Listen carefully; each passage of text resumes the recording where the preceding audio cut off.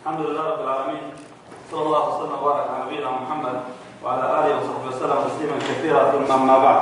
First of all, I would like to thank the community of Colorado for giving us this opportunity, alhamdulillah, to address a topic that is as important as reading in this life, such as love in Islam to this community. So Jazakumullah khair for hosting this event. Barakallahu feekum.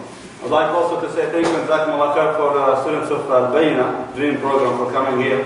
And inshallah, I hope you guys enjoyed. And I would like also to give a special thanks to my community, very nice, for coming and support us here. Alhamdulillah. Takbir al-Jama'ah. Now let's go to business. Bismillah. Question. Those who are in love, at least show of hands. Those who are already in love, raise your hand.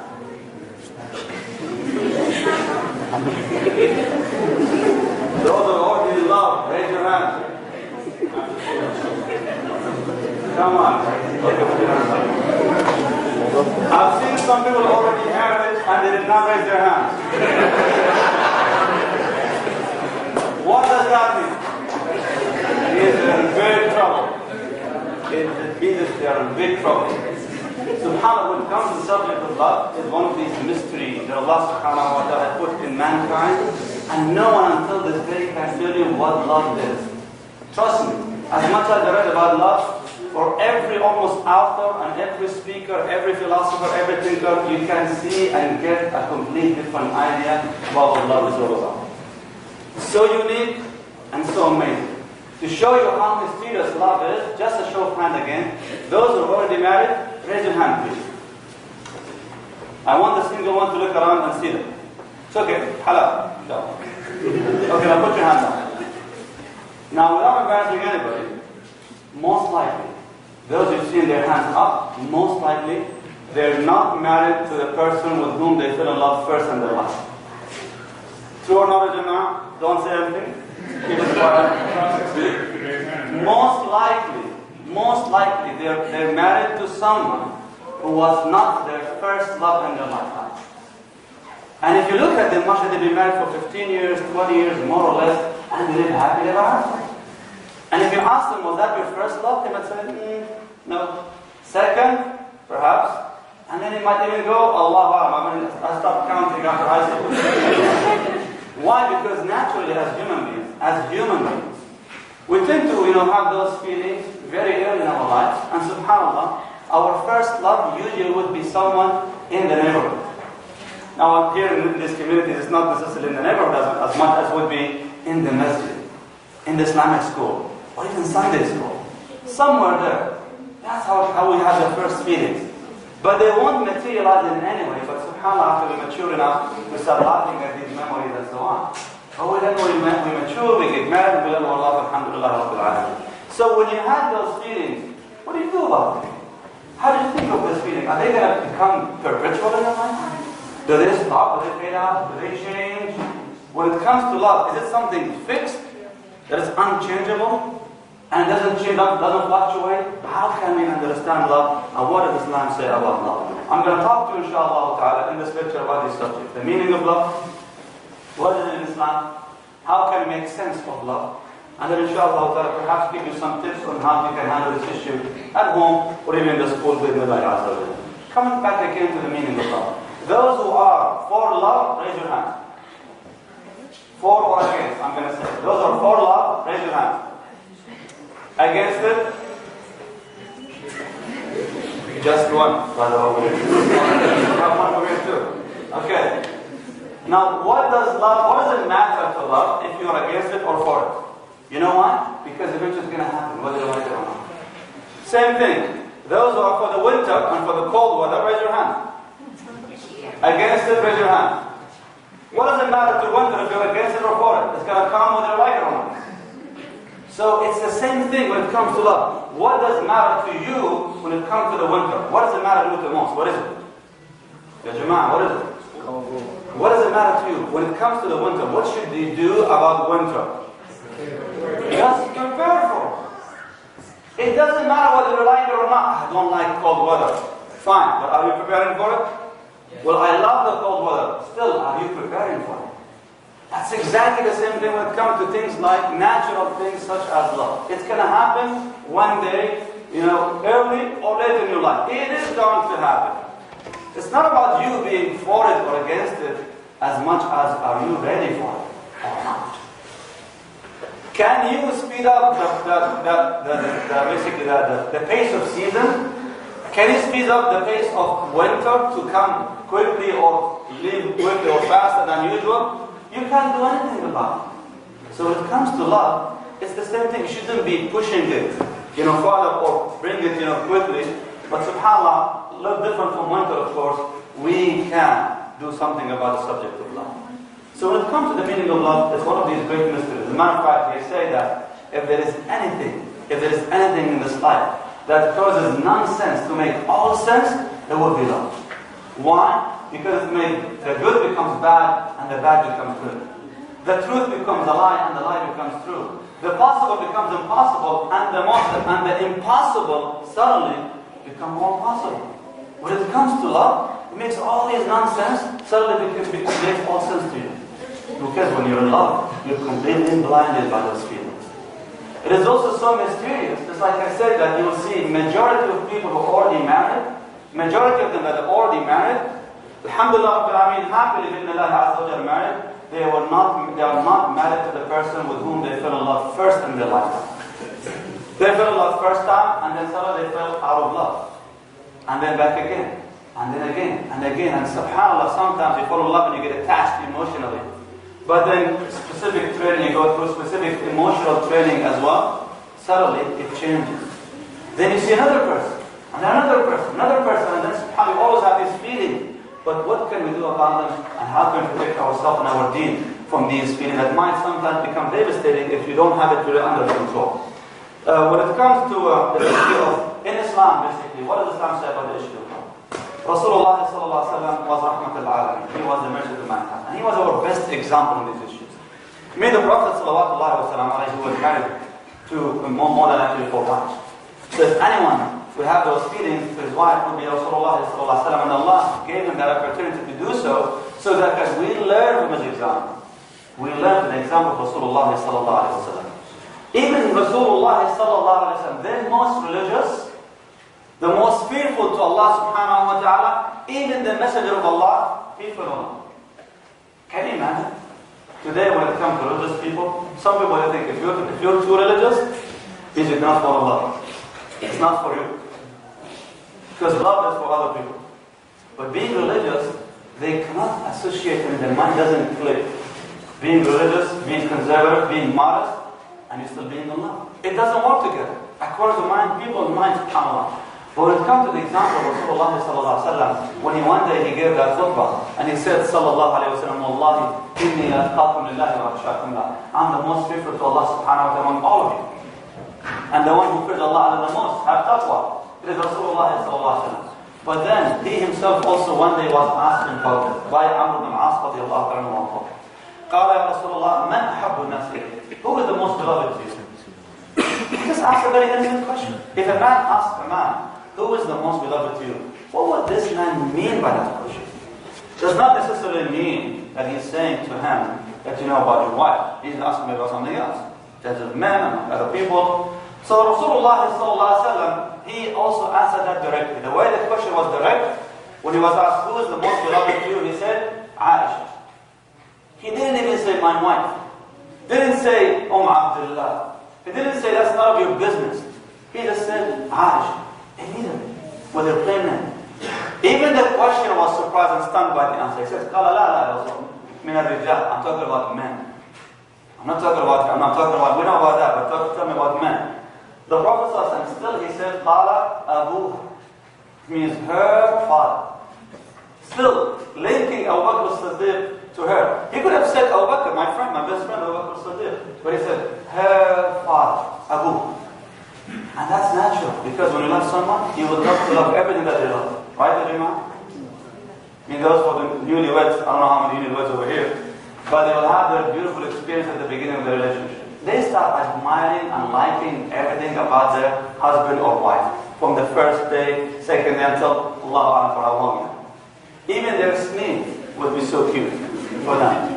Their car is so adorable. The way they sip their tea, their coffee, all these things are such amazing things, subhanAllah.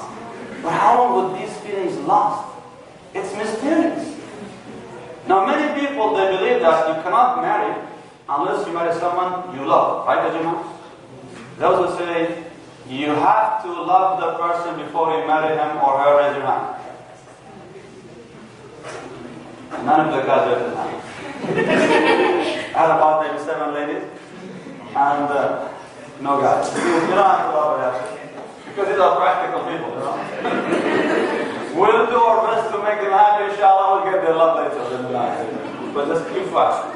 So when it comes to the subject of love, we've learned, we inherited from this culture, that everything is about love. True or not, Jama'ah? Even children. We raise our kids by reading fairy tales for them. And what is it? What is it all about?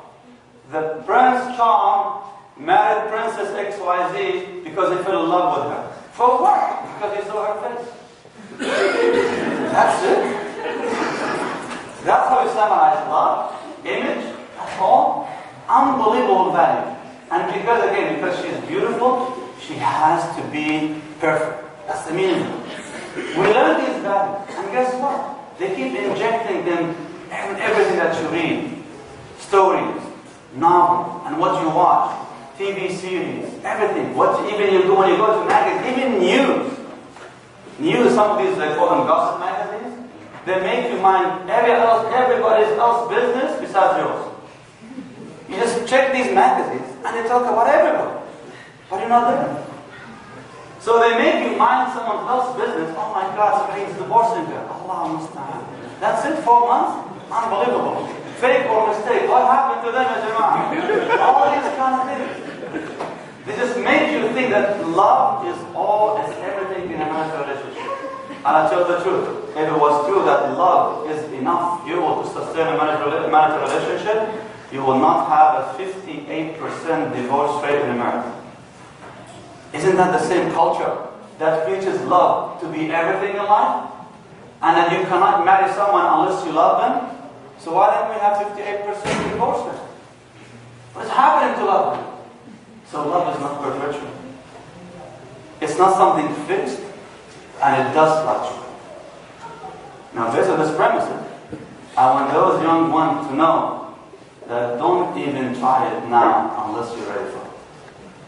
Because wallahi, if you try it, because it's just these tingling feelings, you have them in your heart, and your ears, and you start blushing every time, you hear the name or the events and so on, they become so dangerous, and they might become even so devastating. Why? Again, because you've been fed the idea that if you love someone, everything's going to be okay. Sure. Okay, but didn't you learn from these examples, from elder ones, and friends, circles, and all these, people around you? No. We're different. Because we love each other seriously. That's everybody just what everybody say the same thing too. Well, they're different. Because alhamdulillah, everything is perfect in our relationship. I guess everyone said the same thing before. So if you're gonna go this route, you're gonna have to be prepared for it, and you're gonna have to make sure that you're ready for that. When it comes to the issue of love, what did Rasulullah sallallahu alaihi wasallam say about that? Allah subhanahu wa ta'ala says in the Quran. In the Quran, Allah Azza wa Jalla made love one of the major components of a happy relationship. Allah Ta'ala, وَمِنْ آيَاتِهِ أَنْ خَلَقَ لَكُم مِّنْ أَنفُسِكُمْ أَزْوَاجًا لِتَسْكُنُوا إِلَيْهَا. And among his signs is this. So Allah says, one of the greatest signs in this creation. And among his signs is this. أَنْ خَلَقَ لَكُم مِّنْ أَنفُسِكُمْ أَزْوَاجًا. He created from amongst yourselves spouse, أزواج. From the man, he created the woman. And for the woman, he created the man. So subhanahu wa ta'ala. For what reason? لِتَسْكُنُوا إِلَيْهَا. So that you might find tranquility with her. لِتَسْكُنُوا إِلَيْهَا. وَجَعَلَ بَيْنَكُمْ مَوَدَّةً وَرَحْمَةً. And he placed between your hearts mawadda, love, wa rahmah, and mercy. Inna fi dhalika la-ayat. Allah subhanahu wa ta'ala, verily there you will find ayat, signs. He began with saying, there are signs in there, and he also concludes the ayah by saying, look at these signs again, have another look. If the first reminder was enough for you. He's saying, have another look. إِنَّ فِي ذَلِكَ لَآيَاتٍ لِقَوْمٍ يَتَفَكَّرُونَ, for those who reflect. What do you know about this ayah? Allah subhanahu wa ta'ala mentions this ayah in the context of Surah Al-Rum, in the context of mentioning great miracles, the creation of man, and the creation of the earth and the heavens, the creation of different languages and tongues, the creation of so many great things Allah subhanahu wa ta'ala mentioned, and then suddenly in the middle, He mentioned the creation of man and woman. And then part of this, He says, one of these mysteries of this creation is that man always looks to find a spouse, and women will always look to find a spouse. So eventually they have this attraction to each other. Men who don't have attraction to women, women who don't have attraction to men in this culture, even all cultures almost, there's something wrong with it. I'm not going to go into detail, but at least they say that there's something wrong with it. It is natural for a man to get attracted to a woman. And it's natural for a woman to get attracted to a man. That's how we've been designed. And Allah subhanahu wa ta'ala made this one of the miracles of this creation. That a man has attraction, and women also they have this attraction. So Allah subhanahu wa ta'ala created it in this fashion. Would it be haram to feel so? That I'm kind of feeling inclined towards someone. Feelings are not haram. You can't control what Allah subhanahu wa ta'ala has made in the heart. When the Prophet says, was used to distribute the provision among his wives, he used to say, Allahumma hada qasmi fi ma'amlik, my Lord, this is my division in that which I can control, in the monetary, in a division among his wives. قَالَ فَلَا تُعَقِّرْنِي فِي مَا لَا أَمْلِكُ. Don't hold me accountable. So don't blame me for that which I cannot control. And he speaks about his heart. Salawatullahi wa salam. It's in the heart. When Ibn Hazm, rahimahullah, one of the great Muslim scholars from Al-Andalus, he said in his book, Tawq al-Hamama, he asked the question, so is it haram or halal? Love, is it haram in Islam? Is it haram in Islam? He said, love is neither haram, or basically neither banned or nor prohibited in Islam, because it's in the heart. It's something in the heart, and the hearts are under the control of Ar-Rahman subhanahu wa ta'ala. How would Allah Azza wa Jal hold us accountable for things that He controls? So when you have those feelings, these are natural feelings. Allah will not hold you accountable for those feelings. But how are we going to now be held accountable for that? Ibn Qayyim rahimahullah ta'ala, he answered this question in another book, Rawdat al-Muhibbeen, the Garden of Lovers. The Garden of Lovers. It's a beautiful encyclopedia about the subject of love. So Ibn Qayyim rahimahullah ta'ala, he asked the question, he says, love, is it, in the Arabic language, he said, ikhtiyari and ikhtirari, which means, does it happen by choice or by force?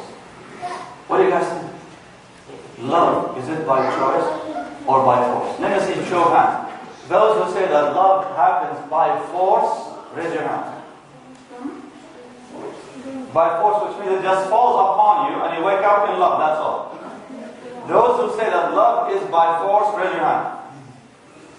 Okay, those who say love is by choice, raise your hand.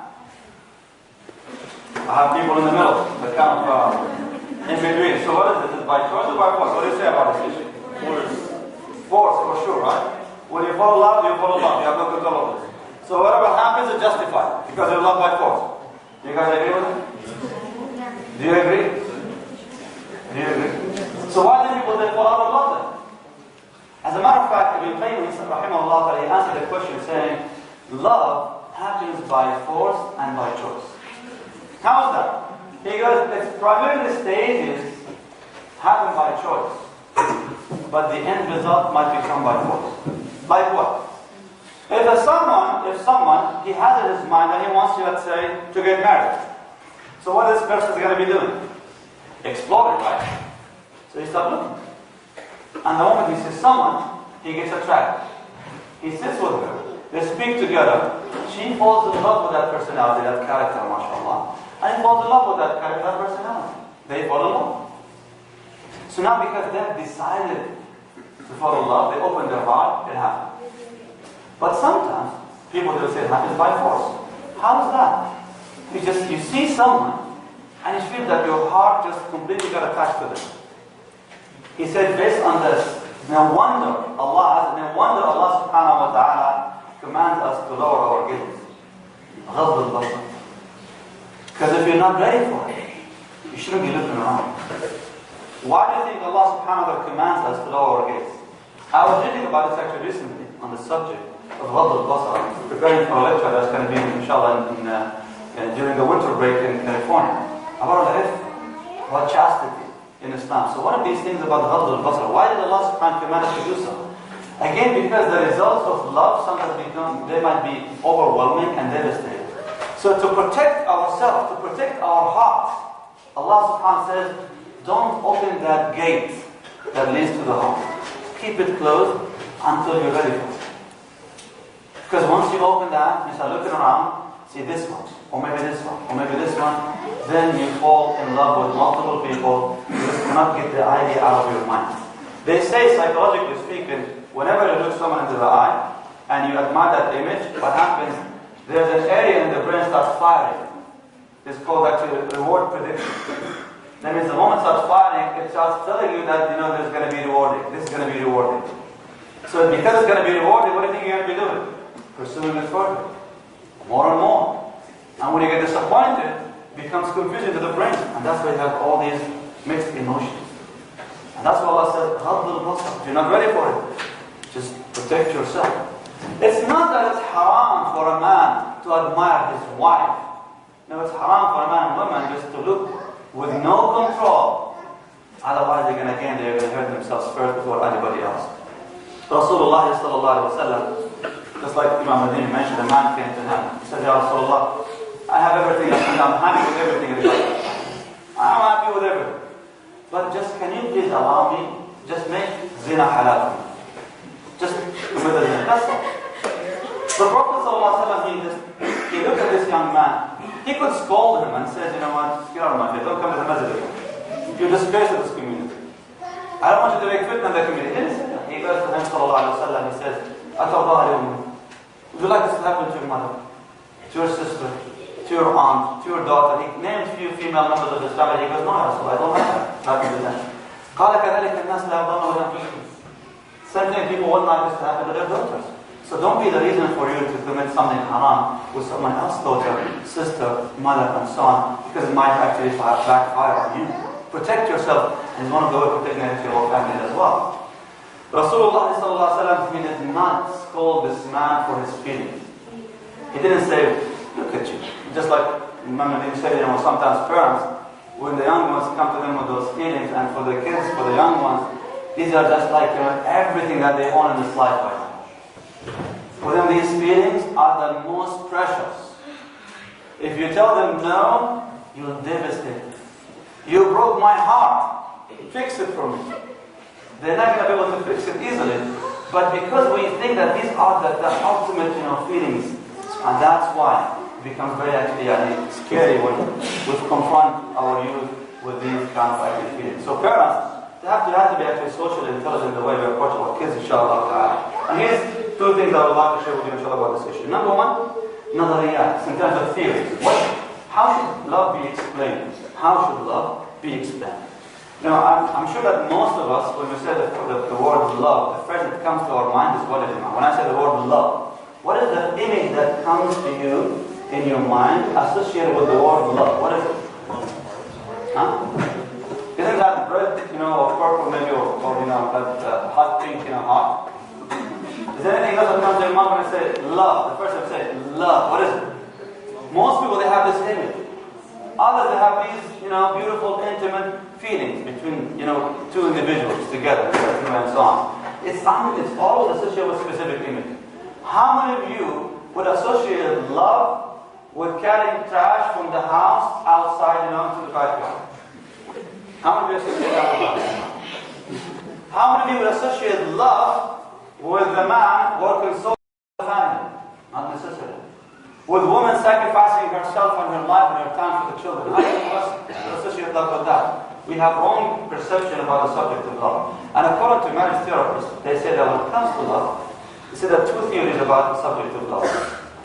And that's, of course, based on the perception that love should have an end result to it. And when I say what should the end result be for that love? The young man and woman, when they fall in love, what exactly they're trying to pursue with these feelings? What is it exactly in mind? Guys, can you tell me? A boy and a girl, they're falling in love. What are you going to do next? They think of marriage, right? They think of building this building above the clouds and living happily ever after. That's all. So they always have in their mind the subject of marriage. But do they have any idea what marriage entails? Not yet. Inexperience. So they say when it comes to marriage, there are two major theories about the subject of love. Number one, they call it the bank account theory. Bank account or love account theory. Whenever people they fall in love together, what they do, they open a love account with the opposite party. So this now fiancé, he comes to the house carrying flowers, chocolate, nice gifts. He speaks so sweet, all these kind of things and so on. Guess what? He's sending deposits into that account.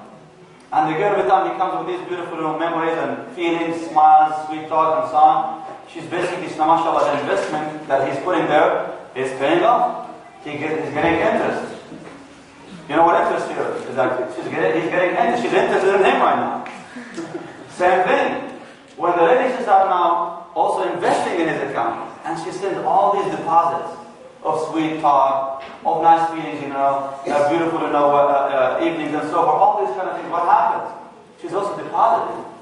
And as she deposits, she's getting also interest from the other side. The man is now, with his investment, they have his interest. They say, what happens naturally in a relationship, after some time, when a man and woman, they stay together for so long, or for long enough, basically, they kind of start losing that interest.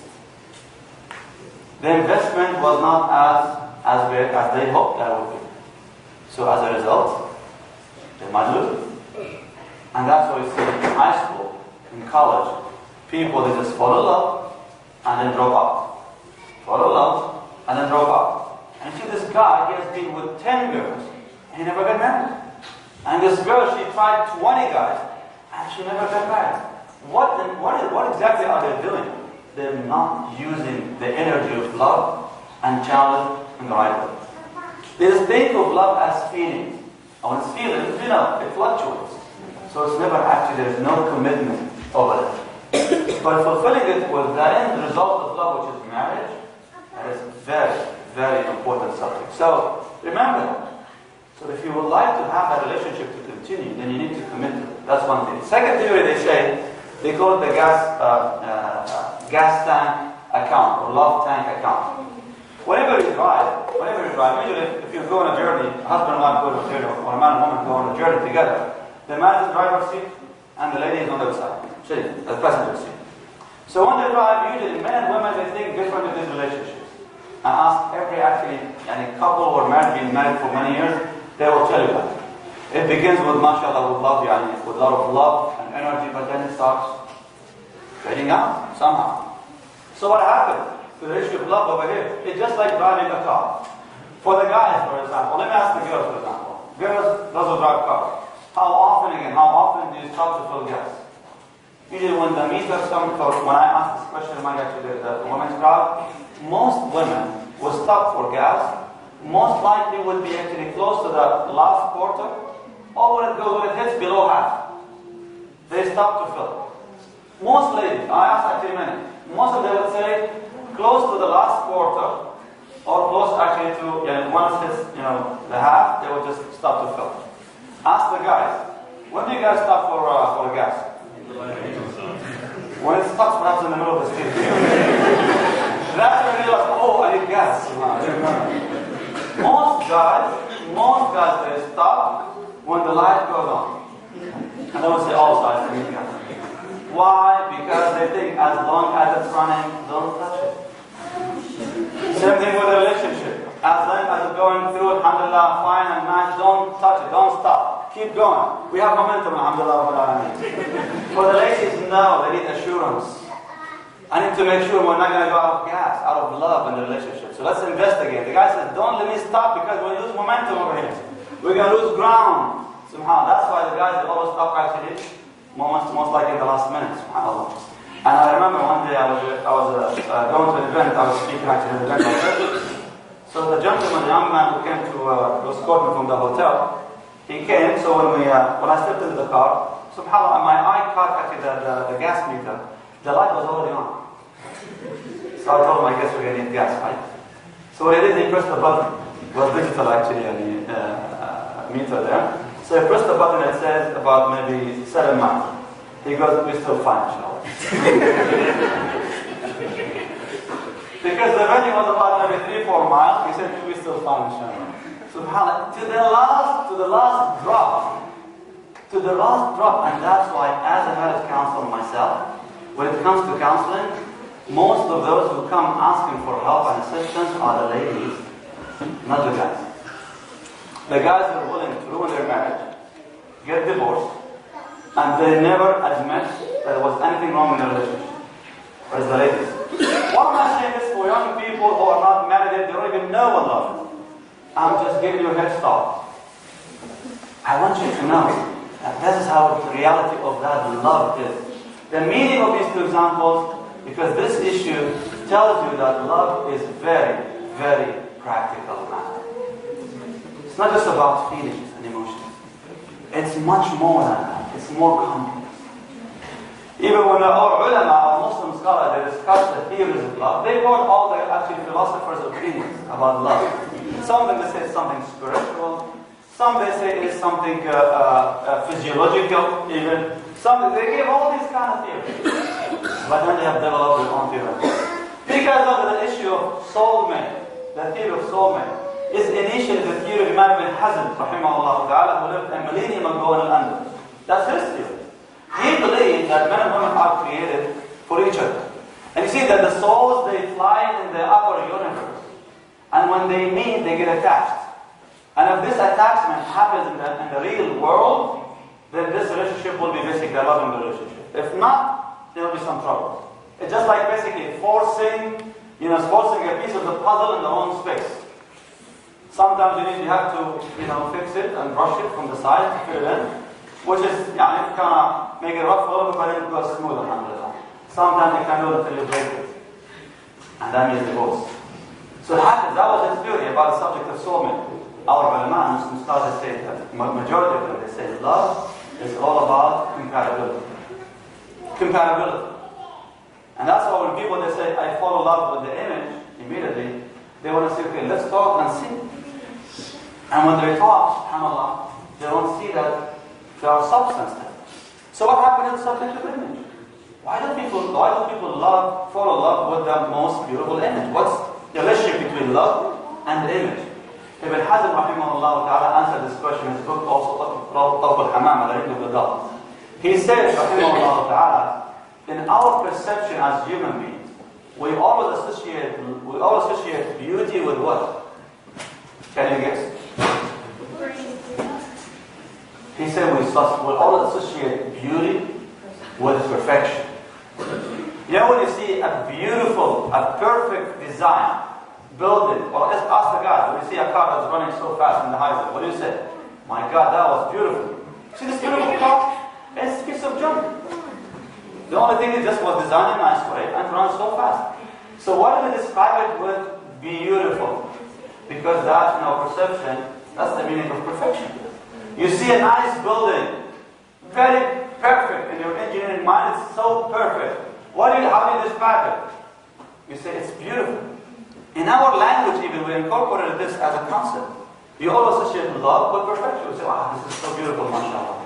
And there is no beauty in there in terms of, what I catch is except that perception of it is perfect. That's why when a man sees a beautiful woman, he falls in love with her because she's beautiful, and in his mind, she's perfect.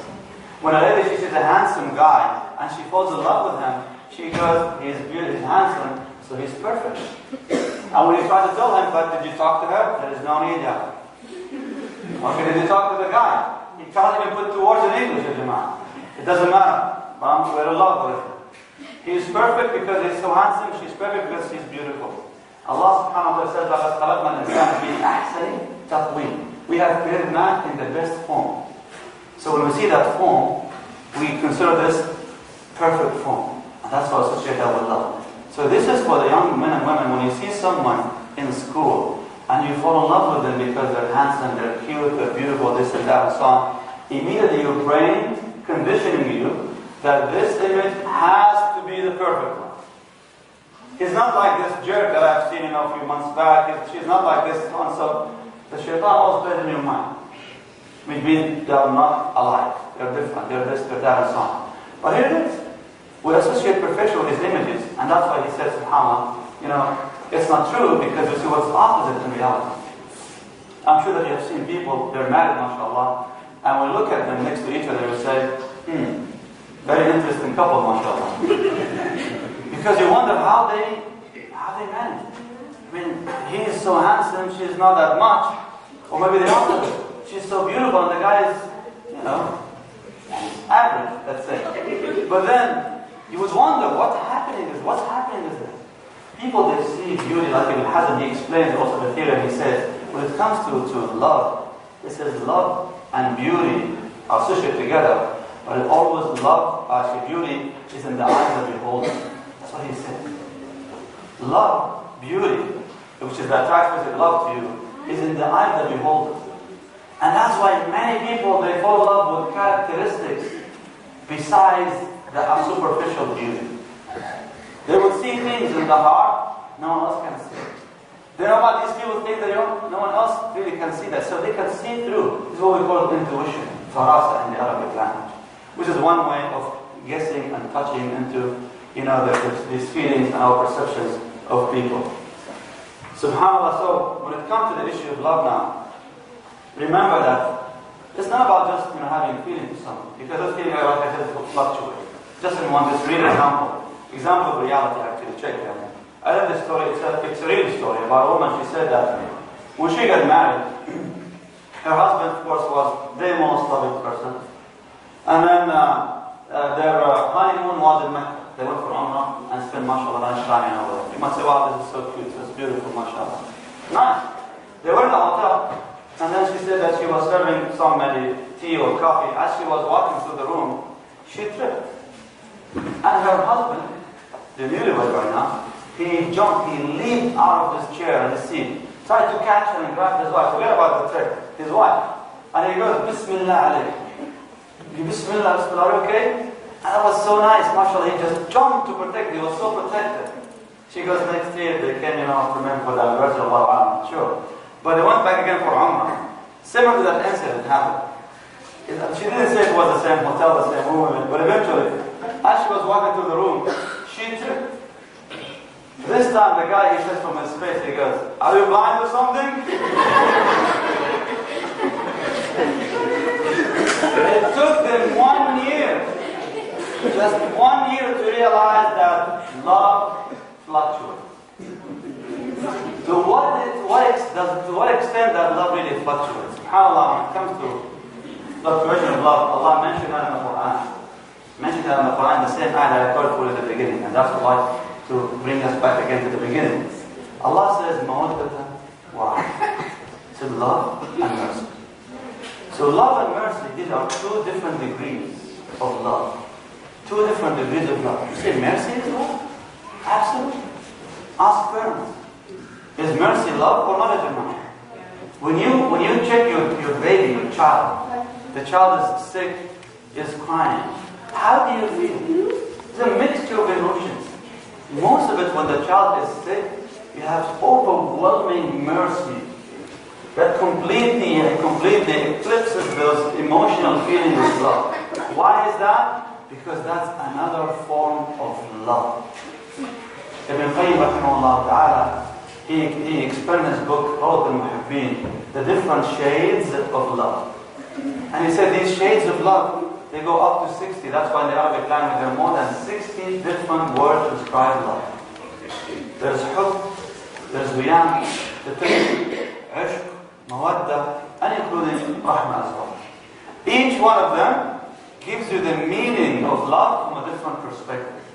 So when you say mawadda, in the Arabic language mawadda, which is also a word in the Urdu language, in the Arabic language mawadda means that kind love with kindness. When you have ishq, it is love with lust. When you have huyam, that means love with nonsense. Someone's getting insane because of that. We have all these other shapes of love, it's really with something else. When it comes to rahmah, it's one of these things that sustains most marriages for the longest time. Ask those who are married for the past 20 years, 25 years. They're always in trouble, they always fight, they always argue, but subhanAllah, they decide that I will never make failure an option. Divorce is not an option. And they both agree on it. They will never divorce. Why is that? You ask them. Ask them both. The guy will say, Wallah, I feel sorry for the kids. It's just for the kids. I want to stay together. Inshallah. Ask the woman, why are you staying in this relationship? She would say, I just feel sorry for him. Because I know if I leave him, I don't know how he's going to survive. He's too close to do these things on his own. Eventually they have different feelings. But those are feelings of mercy right now. Most marriages run on mercy, which is this fuel it's an amazing fuel, wallah, that keeps the people running, for the longest time. More than just those, lovely feelings of love. Which again tells you guys, especially the young ones, love is not just feeling, it's more than feeling, it's way beyond the issue of feeling. And Islam, alhamdulillah Rabbil Alameen, is a very, very practical religion when it comes to the subject of love. I can tell it's haram. I have no right to tell you that love is haram. I can't tell you that. Because when you love, you're going to fall in love. However, you choose to fall in love or delay falling in love. How is that?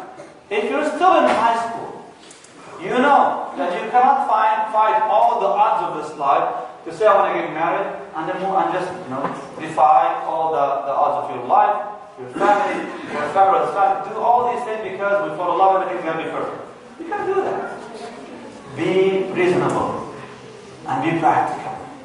I know at that age, at that time, you can think like this, but that's the reality of life.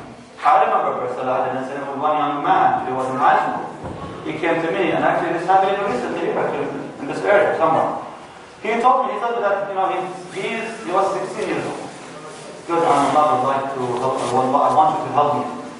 I said, help me with what? He said, I want to help you. I want you to help me, to propose to her and get married to her. I said, how old are you? He goes, 16. He said, mashallah. I go, how old is she? He goes, she's 15. And I go, this is so cute.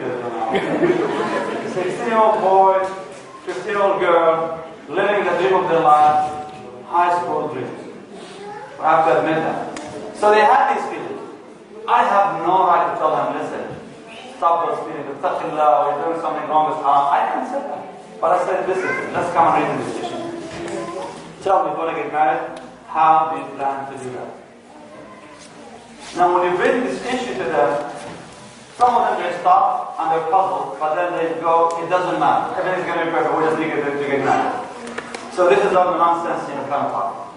Others, they try to reason with you, but then they realize how difficult it is. Like this young man, he goes, inshallah, I'm going to plan to have a part-time job at McDonald's, and then I'll do this, I'll do that. And then when I spoke with him, he said to me, Shaykh, believe me, I even have my ID already, I have my driver's license already. And I felt so much alive. I overwhelmed with emotions for him, so much mercy for him, but I still reasoned with him the whole steps of how you could do that. And he realized that really it's not practical. Then he said, how can you help me with it? I said, let's chart a plan. Let's chart a plan. If you want to marry this girl, when do you plan to marry her?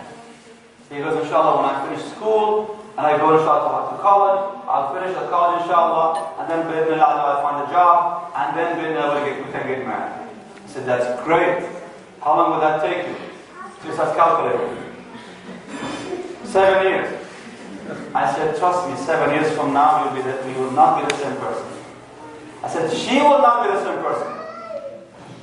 Completely different personality. Besides, the more you grow in education, chances that you start changing your perception of love, marriage, the person that you once fell in love with. And that's why, for those who engage in college, and they make the engagement very long engagement, I tell them, please don't make it long engagement.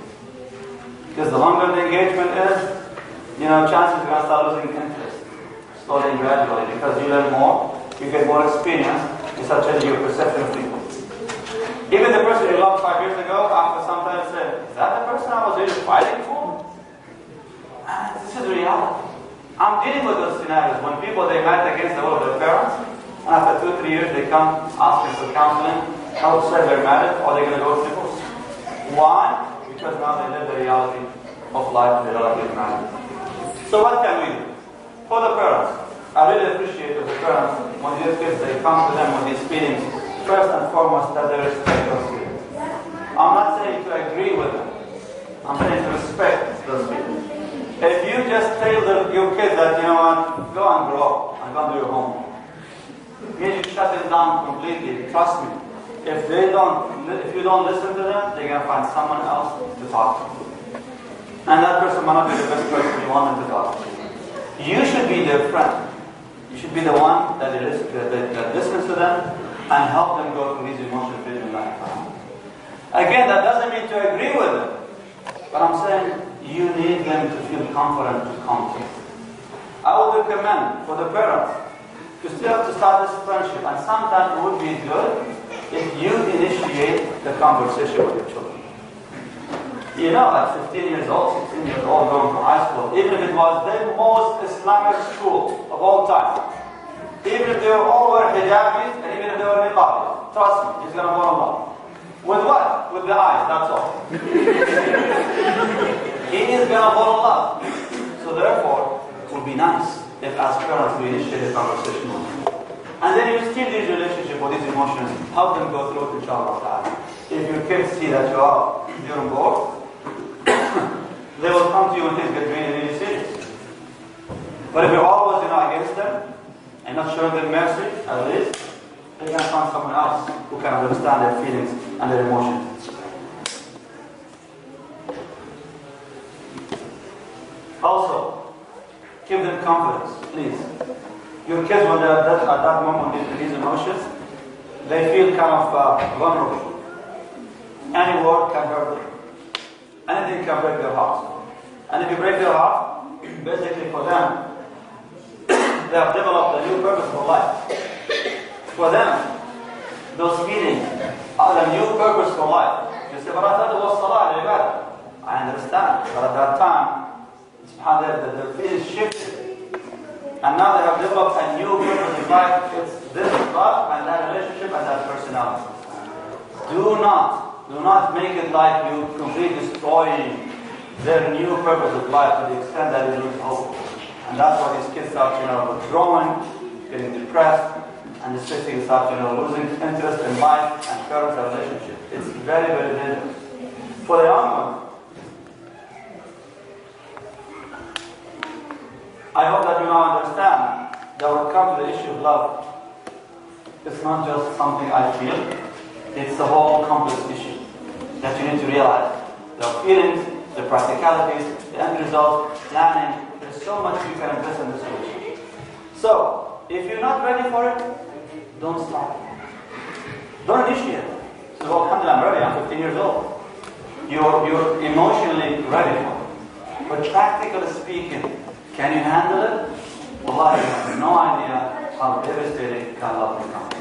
Okay, so based on this, well, we're not in love, we're just friends in it now. We're just friends. Can we be friends, yeah? I guess you guys all know right now there's a new video on Facebook and YouTube that's circulating all over them. You know the video I'm talking about? Mm-hmm. That young guy who went to the library in the University of Iowa and he was interviewing all these men and women, young students, young college students. He was interviewing, he was asking them very simple question. He was asking very simple question. Do you think men and women can be just friends? That was the question. Of all the women he interviewed, they say, yeah, of course, yeah, of course. Of all the guys he interviewed, they all say, no. Subhanallah. Interesting. Wallah, I was watching that video and said, this is really interesting. It's really interesting. Subhanallah. All these men, all of them, they agreed without even being together in one group. He was just randomly selecting these guys that can guess from all over the place in the library. And they all agreed on that answer, subhanAllah. They all agreed on that answer. Men would say no, and women would say yes. I'm not going to say because women are so many years. I'm not going to say that. But because women is, overconfident in that regard. I can make limits. I can stop things from happening. And for the guys, they know otherwise. It's very, very serious matter, and it's a very, very practical matter. So for the young ones, when you're in school, here is the space that the statistics tells you and speaks to you. It's not a trivial thing, it's not a joke. You can't joke about this issue Allah. Even in the Arabic language, we have a statement that It starts with joking and it ends up with what? With death. Which it comes like death. It becomes very, very serious matter. So if you're not ready for it, don't you ever try that. So what I do in this case, I'm told that. What should I do? Justice, inshallah ta'ala, is the key for you. So what do I do about this issue? I'm not saying to withdraw from the whole society and community. No, I'm not saying that. Instead, stay with your own close friends. Your group. So for the guys, stay with your guys. And just do the guy stuff. For the ladies, stay with the girls, and do the girls stuff. Sometimes we're in school, we have to do some group work. For example, if you go to public school or college, so you have to deal with the opposite gender. Now, set limits and be respectful with other people. Let them know the limits, how much they can go into this conversation. That doesn't mean to be weird. Instead, to be confident, to have character and personality. They know that. Are they going to talk about you in school? We've all gone through this. I'm not saying that yours is easier, but I'm saying we all have gone through this. Alhamdulillah, sooner or later, inshallah. If you have any trouble, serious trouble about this issue, don't keep it with yourself. You need to come to your parents and talk to them. Hopefully, inshallah, they can help you with that. If you don't think your parents are capable of solving this problem for you, you need to seek a counselor in your community. Could be your imam. Alhamdulillah, can help you with that. Could be one of the elders in the community whom you trust, and you can talk to them. But just don't confine this secret to yourself. And your closest friend might not be the best advisors to you. You know why? Because your best friends, guess what? They're going to tell you what you like to hear. And they're going to deceive you. They're going to tell you, no, you're right, you shouldn't have done this, you shouldn't have done that, you have said that, and so on. They want you to feel good, that's all. Feeling good might backfire on you if we did not give you the right advice for them. So always have that confidence, inshallah, in your parents, in your community, in people from around you, and don't confine this to your heart, don't confine this to yourself. Inshallah, if you would like to have a practical plan, the best way to do that is to chart this plan with your family. Sit together, tell them, okay, inshallah, I'm finishing high school next year. What should be next? I know most parents, they don't even want their children to think about marriage at all, which is practical because you're still in school. But you need to make this, give them a timeline. Give them a timeline. I'm dealing with big crisis in the Muslim community today, and most of our youth, they're not married, and they stay until past specific age until they get married. It becomes too late even for them to marry. Why is that? Because they've never planned for it. They plan for their education. They plan for their retirement. But they never plan for their marriage. Meaning they've never set a goal. By 2013, summer 2013, I need to be married. They've never done that. It's just when I'm ready, inshallah. When things happen. When I find a job, when I do this, when I do that. If you don't set limits for that, guess what? You will never act to fulfill your goals. So my advice to the young ones, set these goals inshallah practically. If you're still in high school, set 5 years goal inshallah ta'ala. So for the first 4 years, you work on other things in your life. Like your education, your spirituality, your social intelligence and relationship with people and so on. Until the last year, that's when you become inshallah serious about the subject. That's when you open up and start maybe receiving proposals, or look for proposals inshallah ta'ala. Again, in Islam, love is more than just feeling. As you see, it's something practical, something considered halal, but the way you go about it is that what's thing that you need to care about, and that's what Allah subhanahu wa ta'ala holds you accountable for. You can't fulfill it in the haram. And you cannot say, I've been forced to follow love, and then Allah subhanahu wa ta'ala, He wants me to follow love, so I'm not to blame for it. Well, Allah made this halal, but He did not ask you to take steps that you're not ready for. So therefore I would say, never, ever blame your qadar for the wrong thing that you do. And always work, inshallah ta'ala, confidently on achieving that which is right for you. Wallahu ta'ala, alhamdulillah rabbil alameen, wa sallallahu ala nabiyyina Muhammadin wa ala alihi wa sahbihi wa sallam. Now I want to take questions.